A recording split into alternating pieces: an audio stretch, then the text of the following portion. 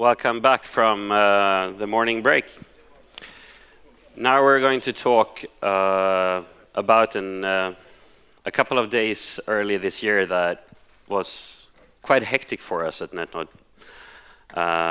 It started in 2nd of January, where we got contacted. And Lars-Johan Liman is going to do the presentation. I was the incident manager of this incident, so if there is any questions in the end, I'll try to help Liman answer them. Welcome Liman to the stage. So thank you. I'm not sure that this is actually worth any applause. My name is Lars-Johan Liman. I've been with Netnod for God knows how many years, and I was involved in this incident on the DNS side. So this is actually a talk about DNS. We will go deep down into DNS in this one. Those of you who are experts in WDM systems, you will probably be a bit out here on the side, but I'll try to do it in a pedagogic way here so that most of you can follow it. So most days I enjoy to go to the office quite much. I have wonderful colleagues, I have fun things to do, but occasionally things aren't quite as good and interesting as I would like them to be. So in a friendly house in the suburbs of Stockholm, a mobile phone went off, and during my Christmas vacation, I got a call from a person I had never spoken to ever, who introduced themselves as working for a hosting company in another country. And to me it was, hello, who are you? Why are you calling me on my Christmas vacation? But it turned out that this person had found my contact details in a social network that was related to security contacts between people in a social network. So before we go further on, no, we'll do this first. The first contact was on January 2nd, and this hosting provider had observed strange behavior in nearby one of their hosted servers, and they had put some focus on this for quite some time, and the observations they had done together with others working on a larger thing, they had started to realize that Netnod was being drawn into this picture. So what we're talking about here is DNS hijacking. Some of you may have seen or heard things floating around. So this will not be the first presentation on the subject. I would like to give kudos to a couple of others who have done good work. One of them is FireEye. They wrote very early on a good article about this. The link is here. If you can't read it, click on it in the presentation afterwards, download it. And another one is Krebs on Security, a consultant who writes on security-related stuff. There was also a very good presentation at the recent ICANN meeting in Kobe a couple of weeks ago by Merrick Keo and Tim April.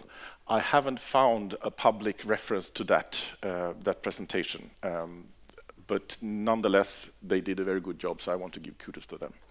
And this is how it is described in the FireEye document. If you're not into DNS deeply, this is kind of hard to understand from this logic picture exactly what happened and how. So I'll try to do this in a slower pace and hopefully be able to drag you along so you understand how it happened.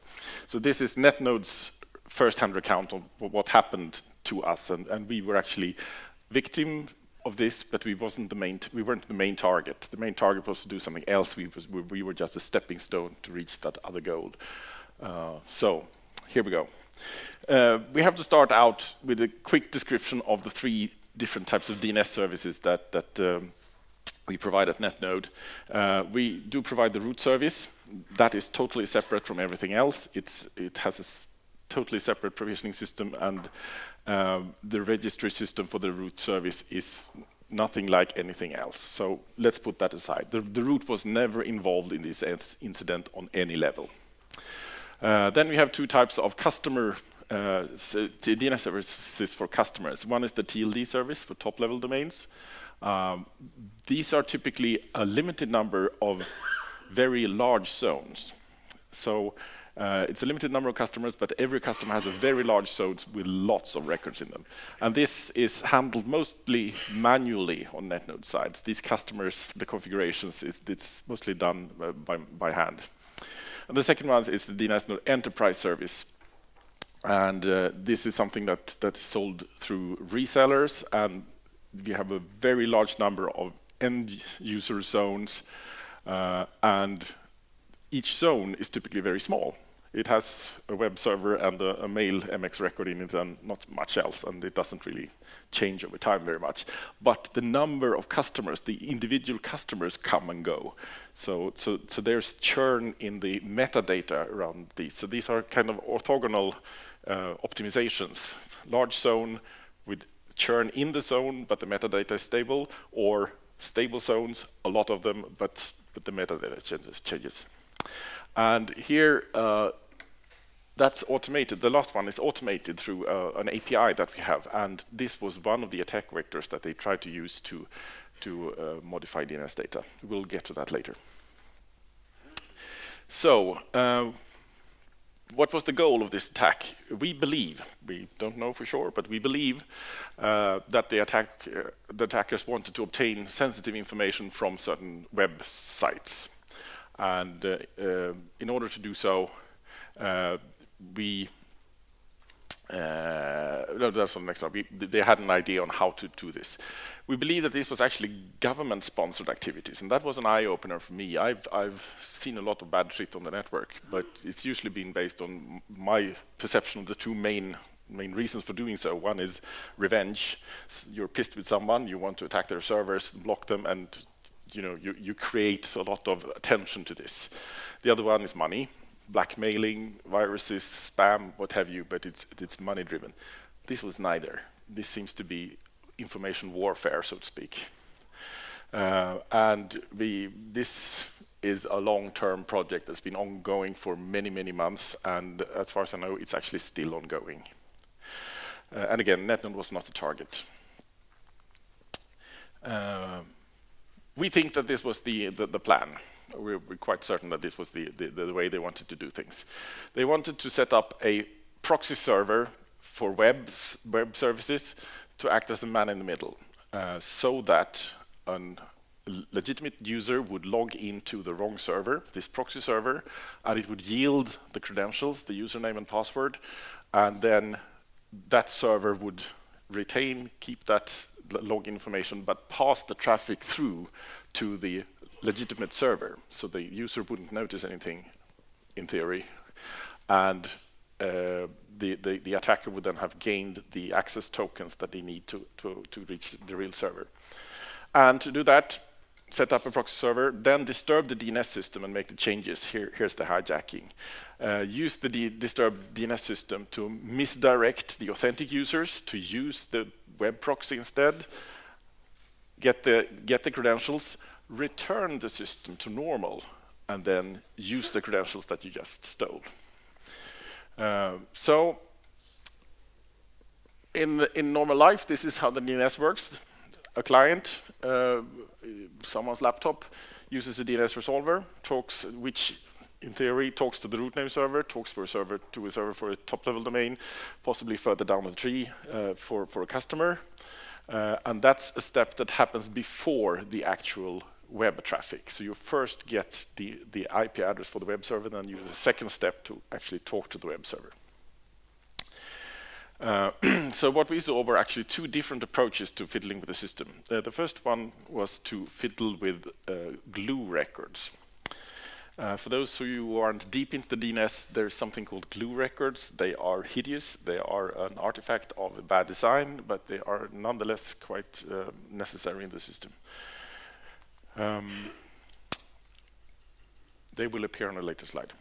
So we go back to the picture where where the client wants to contact the real web server at 10.0.0.1 in my picture, and the attacker the first step is to establish this web proxy. This is a very simple thing. You need a web server, a transparent one that can send traffic through, but also kind of take the traffic and store the parts of it that you want to retain. And the real web server here is the real target. That's the one you want to get into to look for information or modify something or what have you. So the first step is to establish and create this web proxy. It can be anywhere on the network, typically a hosted server somewhere. The second one is to disturb the DNS system. And now we need to look and focus on parts of it. So we will, this is, my idea here is that, sorry, that's the one. These boxes up here are the name server for the root level and for the top level domain level, and then the customer has service for its DNS on a third level. That one was not involved in this case. So 3 steps: root, top level domain, and customer. If we focus on these two, the root server has delegations for all the top level domains.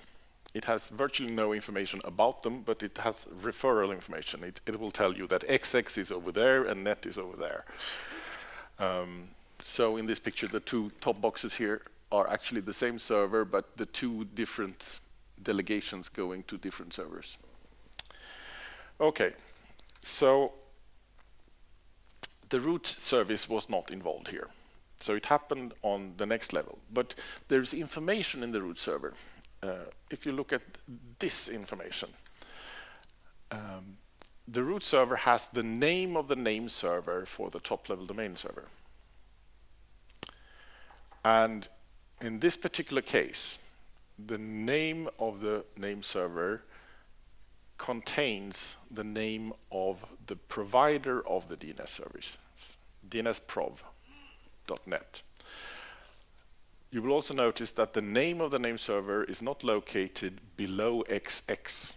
The name of the server doesn't end in XX, it ends in net. So the name of the server sits in a different part of the tree. The DNSProv.net zone, which is served in this different part of the tree, is not served by the same server. So there are 2 name servers at DNSProv involved. One called NS, one called S1.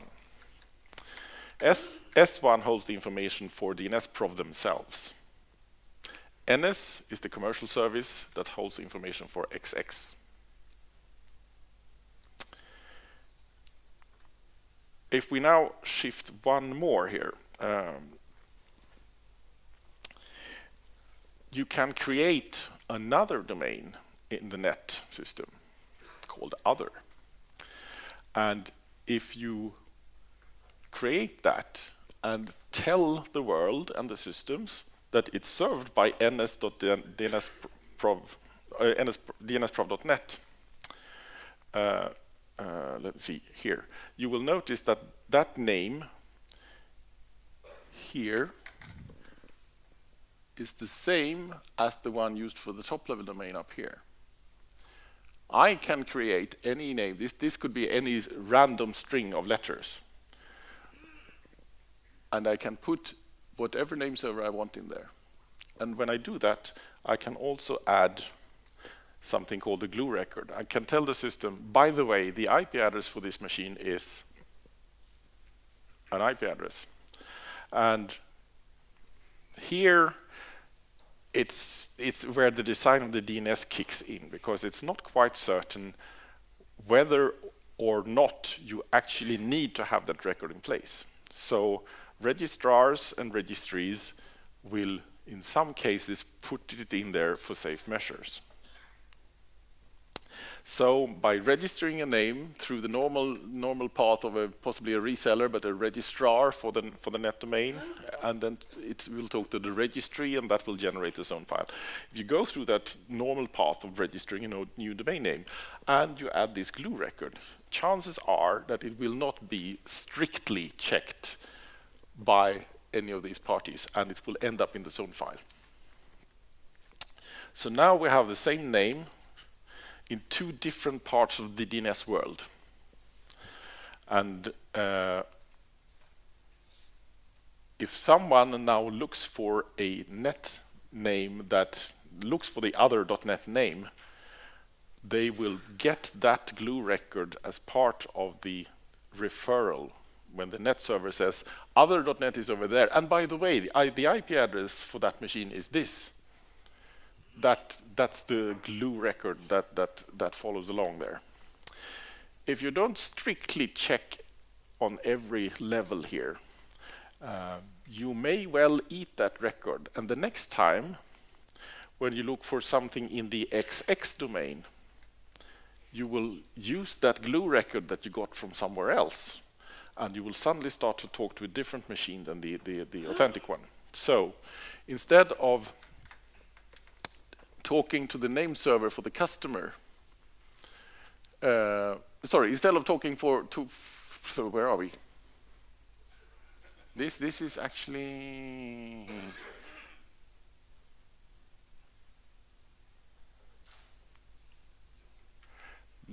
wow. I just realized there's probably one level too much in here.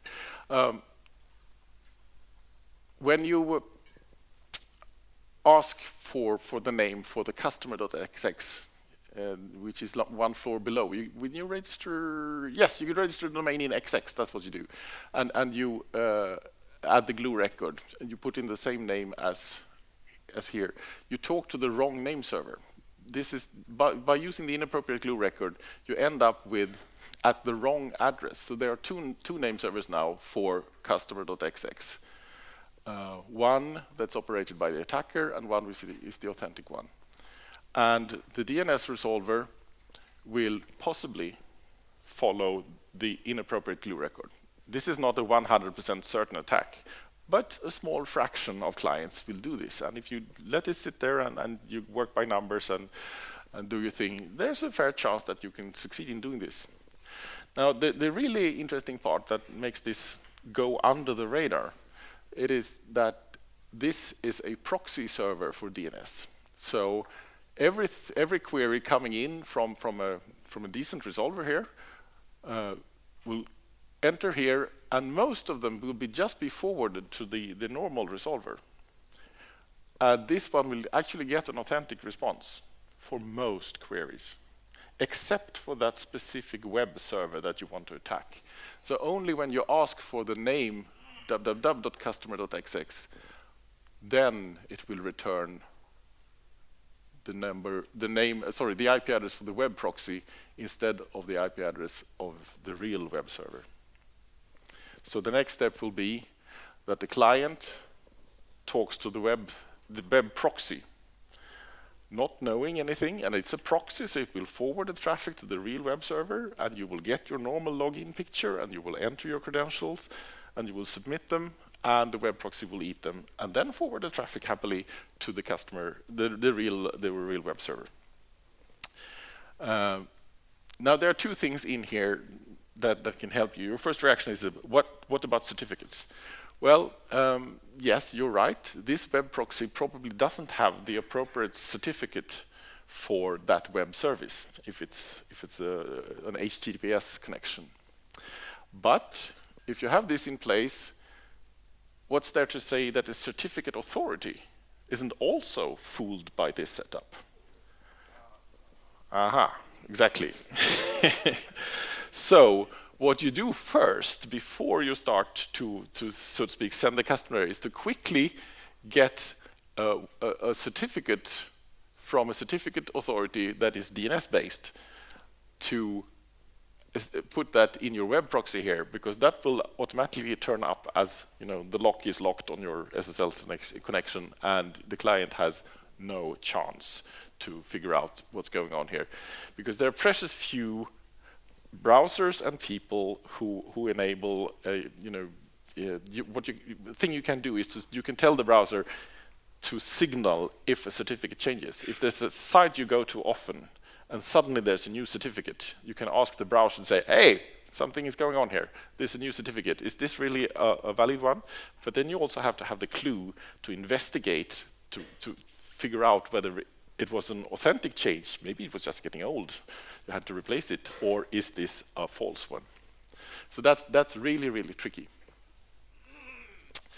And then after you have obtained the credentials from the authentic user, the attacker can then just do a normal login. You return the DNS system to normal, everything works, and the attacker can then log in using the stolen credentials, nothing special, just log into the website and do whatever they want.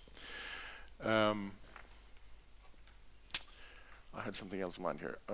Yes, returning to normal. So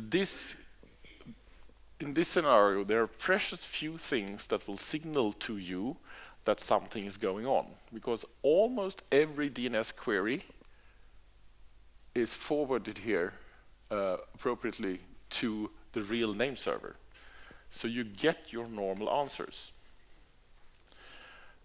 So there's nothing strange. You get the normal web server, you think, everything runs as normal. So what's there to say that something's going on? Well, there is actually one thing, and that is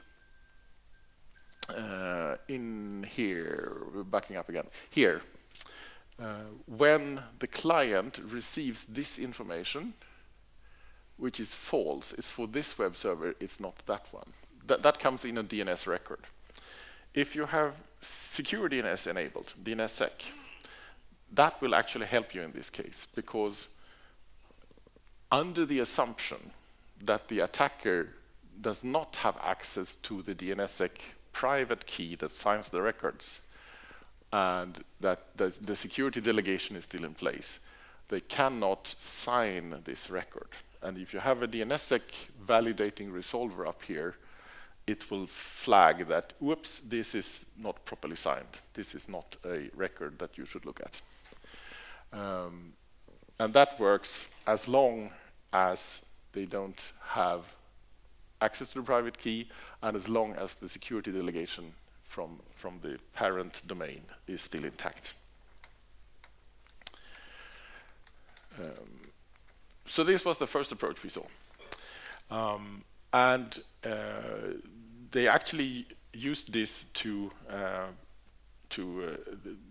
try to get access to the portal that I mentioned early on for modifying, for our DNS customers to modify their data for the zones. Fortunately, we have DNSSEC enabled, and it didn't quite work. There is a second approach you can do. So we go back, we have the same setup. We still look at the delegation here. So what you can do in this case is you have the top-level domain and the customer here, and nothing is changed in this part over here. But you have, again, the name server for the customer is called NS, and the server for the service provider is called S1. Sorry, that's the one for the top-level domain here and DNSProv.here. So these are two different names that are run in the same zone.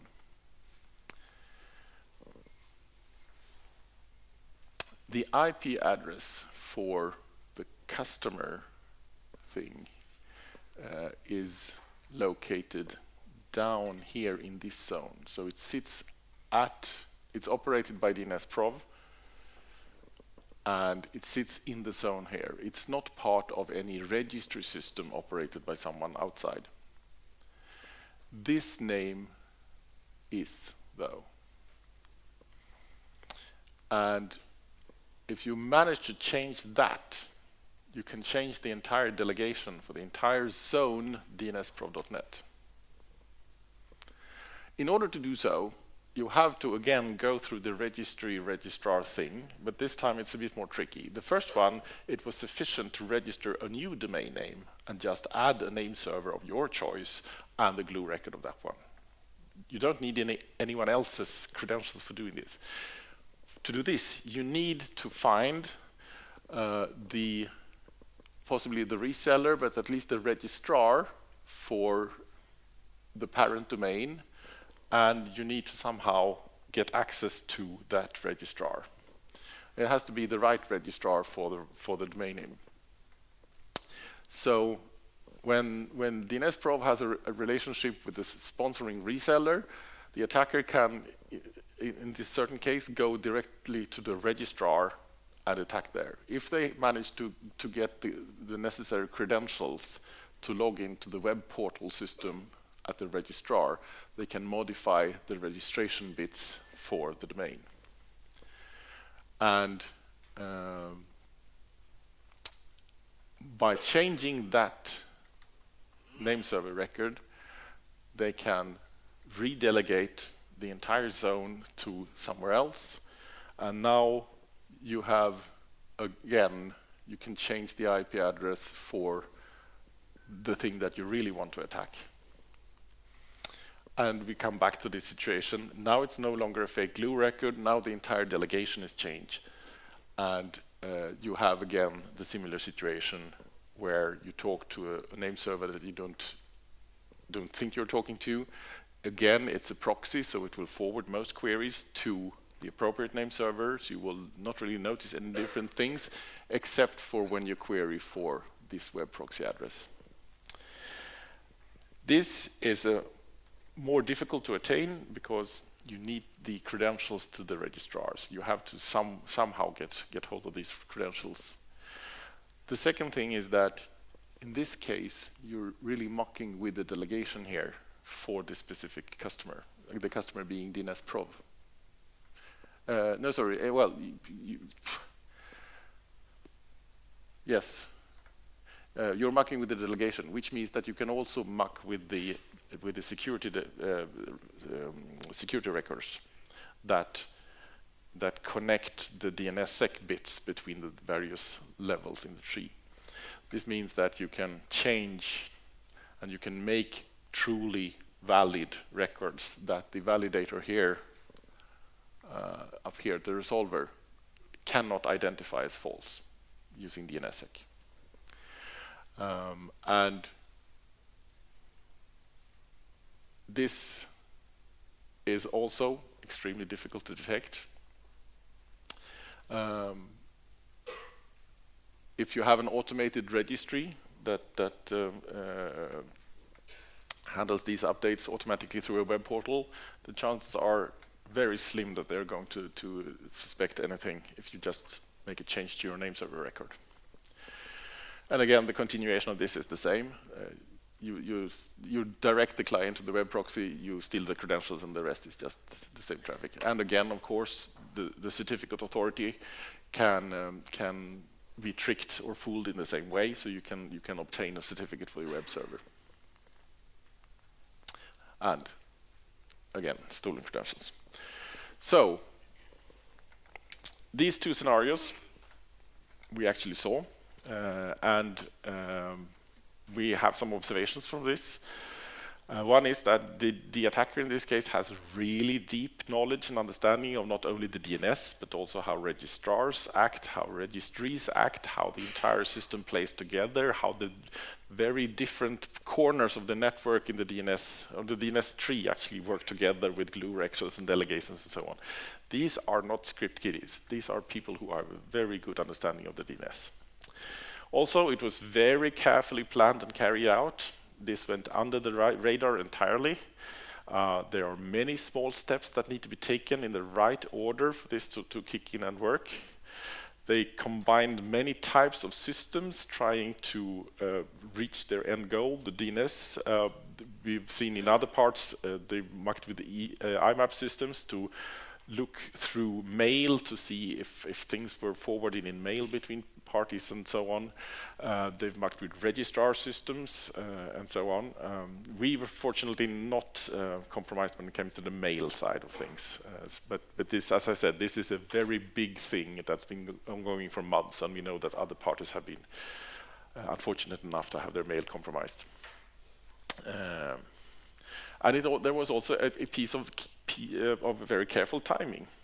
The attacks we've seen were around Christmas, during vacation, January 2nd. No one is in the office. No one monitors things really, really carefully those days. So they actually picked the dates carefully. So these are very smart and dangerous people.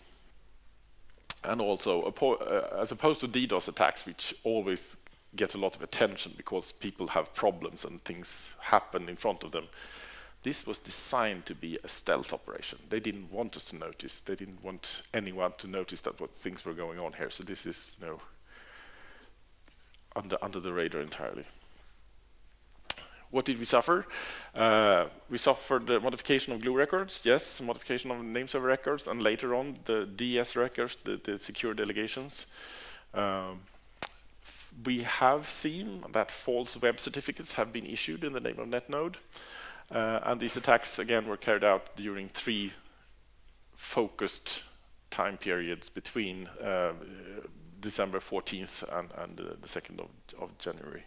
So these were focused things going on for a short while and then return to normal. Focused thing and then return to normal. Three different time intervals. So what have we done in the aftermath? Well, we've employed something called registry lock for critical domains. We have a number of domains for Netnod, but only very few of them are actually used in operations like names of name servers and stuff. And most registries actually, or several at least, provide a service called registry lock, which means that we can no longer go to our registrar web portal and make changes to our delegation for these domain names. We have to go through a complicated process with sending papers and calling people and what have you. So this takes a lot of time and actually also money. It costs a bit to turn on registry lock and to do administration, and that's a good thing because slow systems are very hard to break. When lots of human eyes look on things step by step, it's much harder to break, and that's the entire idea with these registry locks. We have, of course, revocated the false certificates that we saw. We've changed passwords in many places, we've upgraded software, and we also have modified access control lists to servers and systems. What did we learn from this? Well, long passwords. I've come to realize that it doesn't matter which character you use in a password. The only thing that matters is the length. It's because that just adds, you know, factors of 10s every time you add another character. Also, beware of spear phishing attacks. We don't believe that this was part of the attack this time, but we've seen in other corners of this that spear phishing attacks with very carefully crafted directed emails which seem to have legitimate content can trick people into divulging information that they shouldn't and so on. 2-factor authentication, this is good shit. This is something that we should always have everywhere, I think. I'm not sure it will protect us in all cases, but it makes things a lot harder for the bad boys. You should monitor your certificates. You probably all have certificates for web services and other things. But do you monitor? There are transparency channels where the certificate authorities go together and publish all certificates that are issued. This means that you can see, by using search tools here, which certificates have been issued in my name. And you can see, oh, that's mine, that's mine, that's mine. That's not mine. Why is that issued using my domain name? And by monitoring such channels, you can get a head start, and you can realize you get a trigger when something starts to happen which shouldn't. A really good place is crt.sh. Very easy to search. There's a place in GitHub which has software for doing monitoring tools for this and so on. So look into that. DNS actually helps. It's not a guarantee, but it actually makes things harder. So please employ that if you don't. It saved some of our ass this time. It could save some of yours as well. And if you have critical domains that are critical for your information, please use registry lock or consider using registry lock, because that is also a mitigating factor. We also learned some social things from this. One thing is that systems or parts or what have you that you that you see as non-critical can be combined as pieces of a puzzle to create long chains of stepping stones. So you really have to put your imagination into how would someone be able to use this together with that and that and that and that to reach that goal over there. And that's an exercise worth doing, I can tell you. The number of attack vectors towards the DNS is still very high. DNS is an old protocol. It was designed in a time when security was not an issue. It has lots of patches and band-aid on it, but still there's lots of work to do. And don't just defend yourself. Think of yourself as something, a tool that could possibly be used to attack someone else. And put yourself outside your own systems to try to imagine how you would, as an attacker, how you would use your system, your own systems to attack someone else. That's also a worthwhile exercise. You will possibly, hopefully, think of things that you haven't thought of yet. And also, there are real wars out there. This again, this was not scripted. This was not blackmailing. This was not for money. This was other stuff. This had substantial financial backing, and they don't break. They just if there's a problem somewhere, they step to the side and do something else. They want to reach that goal and just try to make sure that you're not part of their solution. And last but not least, social networks are important. If we hadn't been participating in conferences, talking to people, making ourselves known to the wider internet community on the globe, they wouldn't have had my phone number to call. We would never have received information about this, or we would have way too late. That was what I intended to tell you. Any questions? There's total silence. There. I don't really see your face because I have lights, but I saw an arm, please. There's the mic for you. Yeah. Thank you. Magnus Huss, Interaction. I was wondering what kind of cost or any implications that did this have for you? And do you know anything about, I mean, in the next level, and other customers and or organizations that were hurt? I don't think we've done the monetary calculations about this. It's taken a good number of man-hours to go through this, sift through things, look things over, do all these upgrades and stuff, but I don't have a number to it. No, I'm sorry. Fortunately, very few of our customers were actually hit by this. We've talked to those who were affected by the false portal, Netnod portal that I managed to set up. We believe that there was no major impact to any of those customers. We've had a few DNS customers that were affected by this. We've talked to them. I have, sorry, no idea what the cost were to them. I see one hand back there. So would you be able to elaborate a bit about how they got your credentials to, I understand the glue records, how they did that, but for the second wave, are you able to say anything about how they got the credentials? No, I'm sorry, that's not part of this this presentation. But they are very good at getting credentials. So that's what the main focus, what they do. The DNS is a tool for them to get other credentials, but having one set of credentials can get them to the next set. So yes, it's definitely the right question to ask, but I'm not willing to go deeper into that here and now. How did they discover this, and what's the time frame from starting, knowing something was wrong and discovering the whole setup? I believe, again, we were contacted by this hosting company. The information we got from them is that they had been observing strange behavior for almost a year. Netnod was not involved in most of that. It was just towards very close to when they called us that they got information that the activities had started to spread into Netnod land, so to speak, because they were working with other players and doing other stuff. And we believe that You saw that we could trace back the first attacks to just before Christmas, and we were contacted in January. So a week, 2 weeks maybe. Before that, there were activities ongoing, but they didn't relate to Netnod.